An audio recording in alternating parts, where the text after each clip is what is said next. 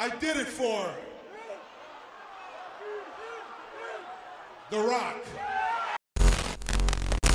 These videos are not for children. If you are a children, then piss off. What's up? This is the walking episode of Cops, Mickey Knuckles, telling you that you're watching V's Review. Hey there, it's me, your least favorite YouTuber, Infuso. And today I'm joined by one of my all-time favorite wrestling YouTubers on this platform, Pav from Wrestlingifs. And we've gathered here today to take a look back at seemingly everyone's favorite era in wrestling, the Attitude Era. Now, a lot of marks and smarks alike praise this time period in wrestling and hold it on a scale above the rest. It's almost hard to blame them. I mean, this is the era that gave us the rise of Stone Cold Steve Austin, the unforgettable promos of The Rock, the debut of Y2J Chris Jericho, the sibling rivalry from hell, and the most dysfunctional family feud that could even make Jerry Springer blush, amongst various other things. But I don't think people talk quite enough about some of the more questionable moments of said era. Not enough people talk about the awful matches, the meaningless title changes, the over-reliance on chair shots, the dropped storylines, or just Joe. Those nostalgia glasses sure do wonders. Just as this guy. But enough of my rambling, there's plenty of time for that later. And now here to help us list some of the stupidity of everyone's favorite blip in wrestling, Wrestlingifs. What's up, it's your boy Wrestlingifs, and the Attitude Era was definitely a special time. From wrestlers getting forced to eat their own dogs, a man trying to get another man to kill himself, what a time it was for wrestling. But today we're obviously talking about the worst of the Attitude Era, and the first one we're gonna talk about is pretty tame, but man, 2001, the WWF had just bought both WCW and ECW. The invasion was coming to fruition, so many epic moments to come, so many dream matches. And instead we got Booker T versus Buff Bagwell on a random episode of Raw. GG. Yes, the WWF botching the invasion. You guys already know the story. I mean, every YouTuber and their mom has already made a video on this, but you can't have a video about the worst of the Attitude Era and not mention this. This was supposed to be the biggest money angle in wrestling history. And instead, somehow, Stone Cold Steve Austin ended up in the alliance, but then he wasn't, but then he was.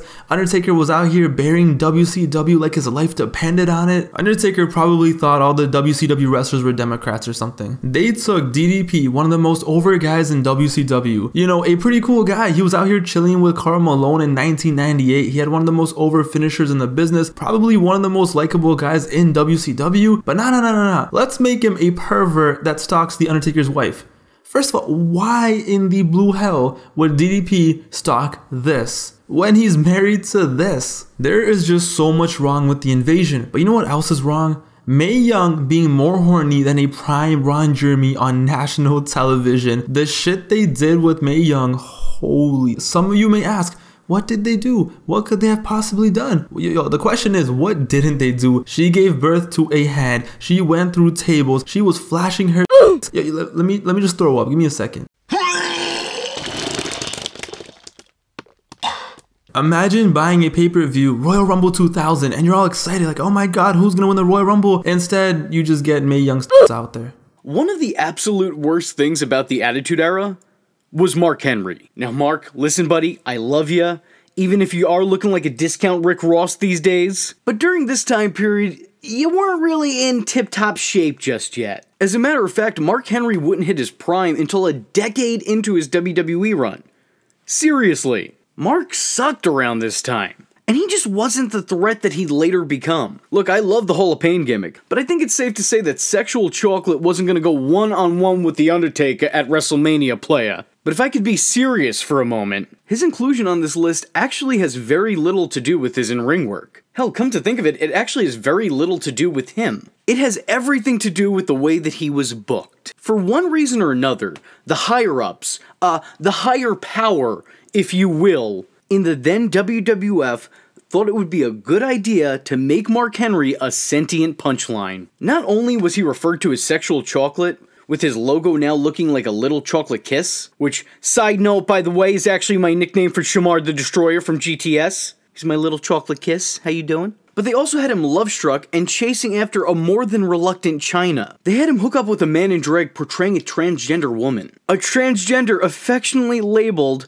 Sammy the truth. Listen, guys, it was a different time, and by that I mean people were more intentionally ignorant to people who were different than them. They also had Mark Henry reveal that he lost his virginity to his sister during a film therapy segment because that pleased somebody, and that somebody was this guy. And they had him date and impregnate an elderly, ironically named Mae Young, who then would give birth to a hand, because that made sense to someone, and that someone was this guy. Mark Henry's role in the Attitude Era is unforgettable, and yet somehow it's probably best forgotten. Speaking of things probably best left forgotten, Val Venis. Now there's a guy who's not afraid to speak his mind, no matter how stupid he may sound. Before he was an infamous internet conspiracy theorist, he was your standard garden variety star / wrestler. More often than not, he'd wind up sleeping with a significant other or family member of his on-screen rivals. When he was feuding with Ken Shamrock, he slept with his sister Ryan. When he was feuding with Goldust, he slept with his ex-wife Terry. But all hell would break loose when he slept with Kaientai's manager Yamaguchi-san's wife. In order to properly punish the Big Valboski,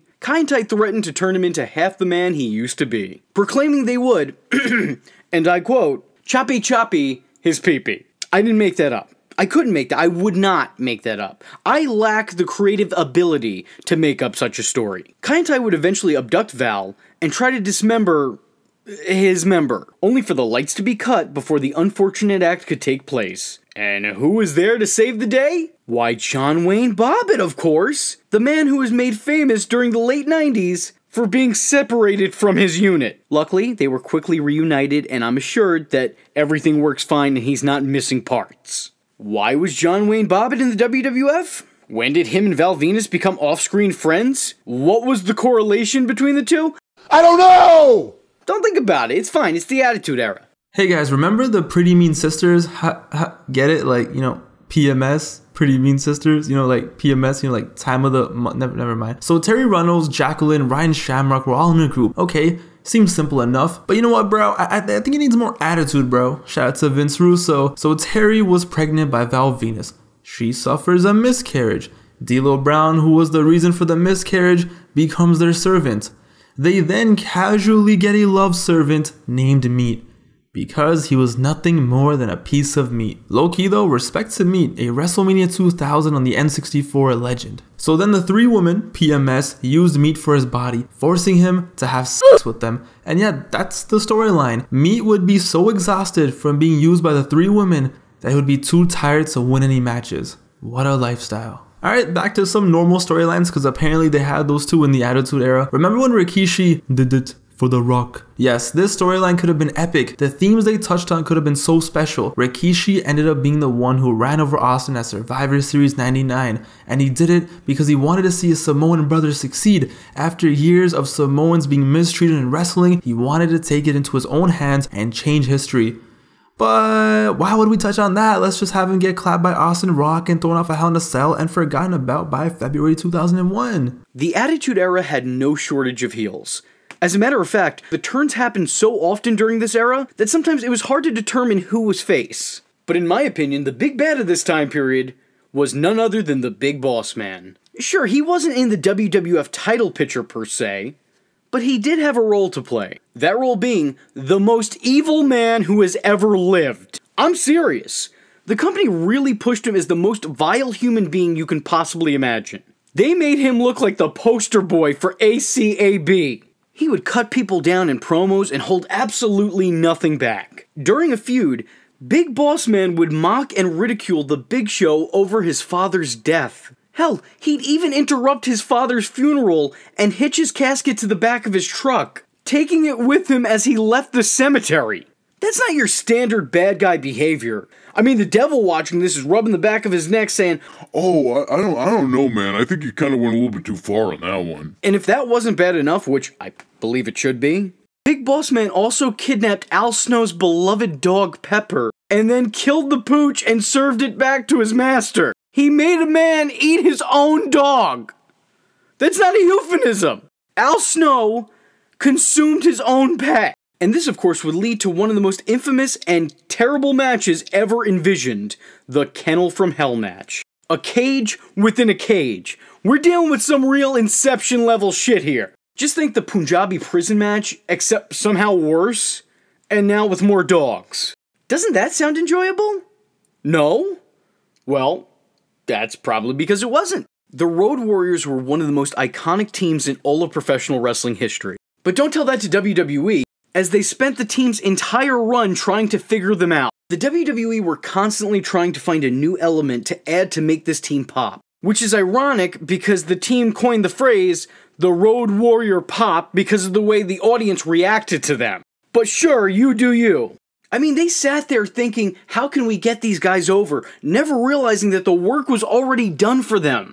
Well, in the year 1998, they decided what Road Warrior Animal and Road Warrior Hawk really needed was a third member, Road Warrior Puke.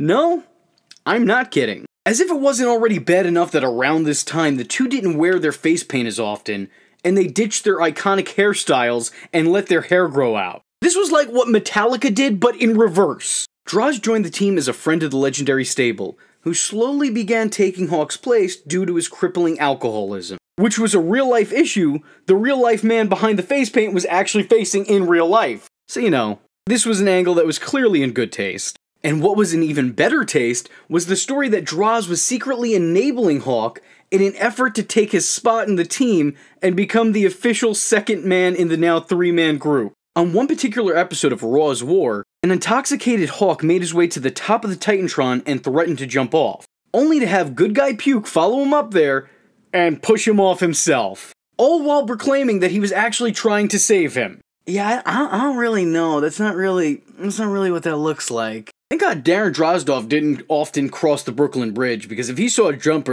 you would have believed a man could fly. The storyline saw Droz become the Yoko Ono of the pairing, causing a rift between the Legion of Doom. And it also saw Animal, for a time being, take the new guy's side. Yeah, that makes sense to me. Yeah, no, sure. No, why not? Yeah, fuck it! Fuck it! It's the Attitude Era! Who gives a fuck? Nice, guys. No, seriously. Good. No, this was good. This was good. Pat yourselves on the back. With a knife. Hey, you guys know how we all watch wrestling because it's like fake, right? Like that's literally half of the allure. Well, in 1998, they said, why not? Let's just make this real. Oh, okay. You had wrestlers like Bradshaw, Steve Williams, Road Warrior Hawk, Savio Vega, and much more all fight each other. Why? Well, they wanted to get Dr. Death Steve Williams over. And they thought it would be cool. Wow, real fighting, bro. The issue is, these idiots don't know how to fight. So the fights were horrible, and nobody wanted to see real fighting anyway. And at the end, the person they didn't want to win ended up winning. Bart Gunn won. And what was his prize for winning? Well, he was going to have a boxing match with Butterbean at WrestleMania. They thought, okay, Bart Gunn is in shape, he's cool, he isn't fat, he could probably train a little bit and beat Butterbean. I mean, look at Butterbean. The issue is, as fat as Butterbean was, he was 42-1 in boxing at that point. Yeah, sure, he beat a bunch of no-names, but they were still boxers. Bart Gunn was barely a wrestler. How the hell was he going to become a boxer in a few months? So Brawl For All ended with everyone getting injured, Steve Williams' career dying, Bart Gunn getting knocked out at WrestleMania and embarrassed, and Butterbean reigning supreme. Beautiful. Goldust was always an oddity. No, not that kind of an oddity, but an odd persona as it was. And that was a big part of his appeal. But in 1997, Goldust decided, I don't know how many years on this earth I got left. I'm gonna get real weird with it. It started off with Goldust becoming the artist formerly known as Goldust, clearly aping off Prince during his mid-90s identity crisis. And seeing all the strange outfits and attires he wore, I mean, I gotta say, the man was the Lady Gaga of his generation. He traded in his ex-wife Terry Runnels for Luna Vachon, and he began to really embrace the strangeness of the Goldust character, as if he wasn't before. To him, the weirder the better. It was also around this time that he began an impersonator gimmick, where he'd act like other wrestlers in the company, or even some from the competition, taking on their identity and simply adding dust at the end of the name. When that went over like a Vince McMahon fart joke in church, he embraced that theoretical fart and became a born-again Christian. Sure, yeah, no, makes sense to me. There's nothing else I can add to that. That's just what he did. He was a born-again Christian for a while. That was the gimmick. And it's safe to say that this was a very, very, very bad time to be a Goldust fan. Okay, you know what? I need to know. I need to know who looked at the Headbangers and said, oh yeah, I can make one of these guys a star. Because whoever's idea that was, whoever came up with that, you are hereby banned from having ideas. No more. You had your chance, you blew it. You are now not allowed to think for yourself. Anyway, when Thrasher went down with an injury, rather than simply just job mosh out in solo matches, they had him grow his hair out and begin an gimmick.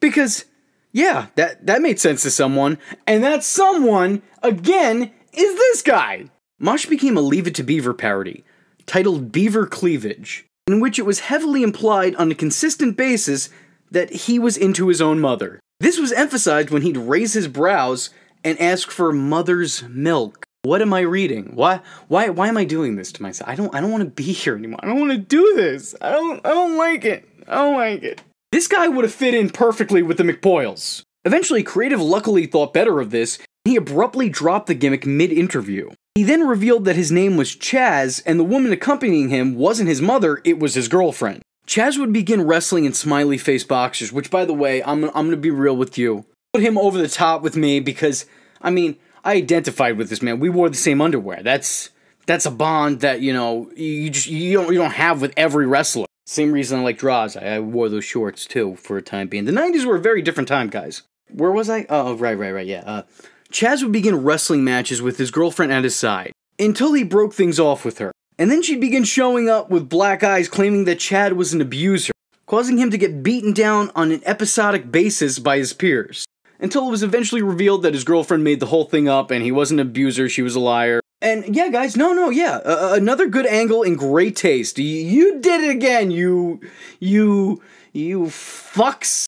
Now look, you can say what you want about the Big Show, and believe me, everybody has. He hasn't done anything interesting in the company in years. He changes from face to heel more often than he changes his singlets. But back in the day, his arrival was a big deal. No pun intended. After serving as the Giant in WCW, a character who went from being overutilized when he was green, and then immediately underutilized when he was starting to prosper, the WWF came in, swept him up, and destroyed his credibility immediately. First off, he debuted in a steel cage match between Vince McMahon and Stone Cold. And in trying to help out his new boss, he inadvertently helped Austin win the match by sending him through the cage. Congratulations, you just started and you failed immediately. Way to go. I'm sure this in no way, shape, or form is symbolic of the career you're about to have. He'd followed this up by making his WrestleMania debut in a losing effort against Mankind, and then immediately being dropped by Vince McMahon. Welcome to the big leagues, kid. Again, no pun intended. Speaking of failed runs, I think it's about time I talk about the whole reason I was inspired to make this video. The British Bulldog. You guys remember him, right? He was part of one of the most over stables in all of professional wrestling history, the Hart Foundation. A former European champion, Intercontinental champion, two-time tag team champion. The guy who's about to be inducted into the Hall of Fame. The guy's a total legend, right? You know what's probably not gonna make that Hall of Fame video package? His 1999 run with the WWF. Now, be honest with me, and I want you to be real in the comments. How many of you forgot, or hell, didn't even know that he was in the WWF in the year 2000? Because he was. I ain't making that shit up. I know when I think of him personally, I think of the colorful tights with the UK Union Jack flag. Well, since this is the Attitude Era, they thought, fuck that, get this man a pair of Wranglers and call it a fucking day. You know that really identifiable, classy music that he entered to? Yeah, fuck that noise. Let's just get someone's dogs barking over some guitar riffs. That's fucking metal as fuck, dude! He was at first presented like a legitimate competitor and a top-tier talent, being put both in contention for the WWF Championship, immediately thrust into a rivalry with the rising star that was The Rock. But he'd immediately fall down the card. He'd managed to pick up another European title reign and eventually a hardcore title run, but his time in the company was so brief, so boring, and so fucking baffling in execution that none of that seemed to matter. Like, it didn't matter what titles you put on the guy, it wasn't entertaining. He was barely a fixture in the show. It was like, yeah, he's here, but what else is going on? And that's even if you knew that he was here. People who watched the show religiously probably missed out on him a couple times because he was just so inconsequential to everything else going on in the company. During a time period where writers tried to make everybody important, The British Bulldog was the equivalent to the lamp in scene 5 in the back of the room. You know what I mean? Just not, who even saw it? Who even paid attention to it, you know? He felt less like a guy on the roster and more like an occasional prop. His performance in the ring had declined following an injury in WCW, so his matches weren't exactly what they could have been. And during this run, despite being given titles, he did absolutely nothing noteworthy. Bulldog's short-lived run for me is one of the absolute worst casualties of the Attitude Era. I mean, this whole year he spent in the company is just so bizarre. During the Attitude Era, wrestling fans flocked to WCW to see the hostile takeover of the NWO. And instead of taking this as an indication that wrestling fans were more interested in their rival's product due to the popularity and cool factor of the main members of the NWO, the WWE saw this and thought, factions, that's what they want. Give them all of them. Give them all the factions. You want stables? We'll give you stables, kid. Which led to... I'm sorry. Just even saying the name is comical to me. Which led to Gang Wars with a Z. 'Cause that was hardcore. Oh, fucking Z's, bro, replacing S's with fucking Z's, dude, that's hardcore as fuck, bro. There's only one thing that's almost as hardcore as that, and that's when you replace the letter I with the letter Y. The Nation of Domination was growing in the numbers. More members were being added to the team on a seemingly weekly basis, and this led to some tension in the stable. Farouk would wind up kicking the likes of Prison Crush and Savio Vega out of the group, leading to the two starting factions of their own. Savio Vega would start Los Boricas. Fucking shit. Savio Vega would start Los Boricas. You know what? I can't fucking say it. I don't even know English that well. You guys expect me to know other languages? This is bullshit. Savio Vega would start Los Boricuas. A name which literally translates to the Puerto Ricans. Creative, guys. Really creative shit. And Crush would start his own motorcycle enthusiast club, which consisted of the Blue Brothers and fake Undertaker. 'Cause that's a winning team right there. NW who? Then some group of nobodies called the Truth Commission got involved, and Don Callis was a jackal. I mean, really, the whole thing just confuses me. Why are they wearing those berets? Why is the guy from 300 here? What is Bull Buchanan doing? Is that fucking Mantar? I can't. I don't understand. I'm having a conniption. I can slowly feel my brain melting out of my ears. The story was so absolutely awful that it actually obtained the title of Worst Feud of the Year from the Wrestling Observer. And worst of all, it took up a vast majority of screen time in 1997. Go ahead, go to the network, watch Raw from 97, and if you can find like 2 or 3 episodes where this doesn't get brought up in some way, shape, or form, I will give you a gold star. In the early stages of the Attitude Era, before they went full out naked Midian running around, they decided to have a group called the Truth Commission. So in real life in South Africa, there was something called apartheid from the 60s to the early 90s. A lot of racism and human rights violations, and once the apartheid regime was over, a group called Truth and Reconciliation Commission was formed to bring justice to the victims. So that's pretty interesting, right? What does the WWF do? Fuck it, YOLO, let's have a paramilitary group from South Africa running around in the WWF. The names of the wrestlers were Tank, Recon, Sniper, Jackal, because if anything sounds like a great wrestling gimmick, it's the human rights violations in Africa. Now here's one I often see glossed over, and that confuses me. Everyone knows that Triple H and Stephanie are a married couple both on and off screen. But do you guys remember how they got together on screen? You see, Stephanie was the apple of many wrestlers' eyes? How does that expression go? Never mind. It's not important. This channel's not important. I'm gonna kill myself after this. As soon as becoming an official character on WWE TV, she was almost forced into a self-arranged marriage with The Undertaker before she began dating Test. Shortly into their relationship, they got engaged and were scheduled to be married. But when it came time for the in-ring ceremony, Triple H happily informed the couple that Stephanie was already married. To himself. Because Triple H drugged her and brought her to a drive-in chapel and married her. Look guys, I'm honestly really exhausted. These videos sometimes take a toll on me, and I really don't know what else I can say other than to say, Yeah, that happened. They did that shit. Shouldn't he go to jail for kidnapping a woman and drugging her? These are questions that you don't have to ask, because wrestling isn't real. Although, all these years later, they're still together, ruling over the wrestling galaxy. So, you know, maybe there's something to this. Or maybe it's just really, really bad writing. I'm gonna go with the latter.